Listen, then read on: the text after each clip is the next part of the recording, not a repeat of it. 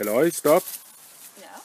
Kunne du ikke fortælle mig, hvad Liberal Alliances mærkesager er her til kommunevalget? Jo, det tror jeg gerne.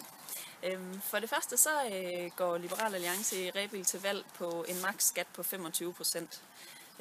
Og for det andet så ønsker vi, at kvaliteten i vores kerneydelser skal hæves. Altså det vil sige vores ældrepleje, vores børnepasning og vores skoler. Og for det tredje så går vi til valg på en kommune, et rådhus. Og det gør vi, fordi vi synes, det er vigtigt, at vi får samlet kommunen.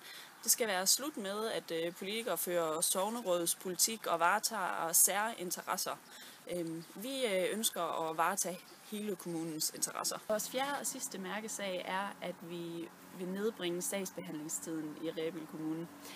Det skal være nemmere at være borgere og virksomheder, man skal have hurtige svar på sine ansøgninger.